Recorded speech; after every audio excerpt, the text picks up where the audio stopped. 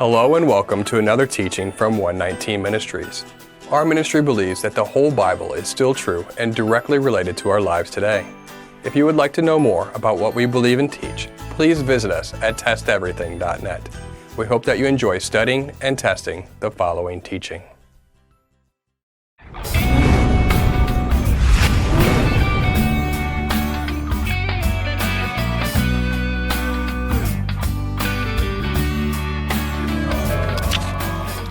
Some accuse our Messiah of setting aside the law of Moses. Contrary to Matthew chapter 5, verses 17 through 19, they teach that our Father has no interest in His people obeying all the commandments of God.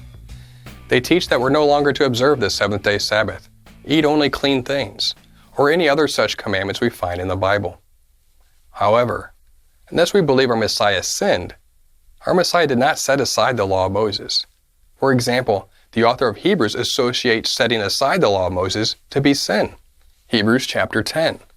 For if we go on sinning deliberately after receiving the knowledge of the truth, there no longer remains a sacrifice for sin, but a fearful expectation of judgment and a fury of fire that will consume the adversaries. And defining sin, anyone who has set aside the law of Moses dies without mercy on the evidence of 2 or 3 witnesses. Anyone who has set aside the law of Moses dies without mercy on the evidence of 2 or 3 witnesses. Interesting how sinning is equated to those who set aside the law of Moses. Notice how the word dies in Hebrews chapter 10, verse 28 is in the present tense. More specifically, it is in singular present active indicative form in the Greek. This can be validated in a Greek concordance that reveals to you the tense and mood of the verb. The fact that the word dies was in the present active indicative form was so hard for Greek translators to understand that older translations chose to translate it in past tense anyways. Did you catch that? Why did they do this, contrary to what the text said?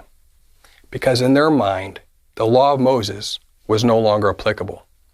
So in their mind, it should not be in the present tense.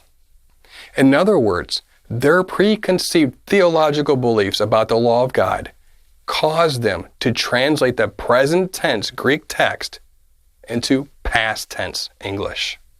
Here is an example of the intentional mistranslation appearing in the King James Version. Hebrews chapter 10. He that despised Moses' law died, not dies, died without mercy under 2 or 3 witnesses. Did you see that? Past tense. However, for those that understand that the law of God written down by Moses is still just as applicable today as it was for Yeshua and as it was for Sinai, then the fact that the word dies in verse 28 is in present tense is no problem if one knows that the law of God still applies today. In fact, it makes perfect sense because the law of God is not something that was, but in fact, still is. So just like Yeshua did not set aside the law of Moses, neither are we. We're not going to set aside the law of God, but the law of God is to set us apart.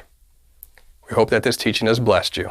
And remember, continue to test everything. Shalom.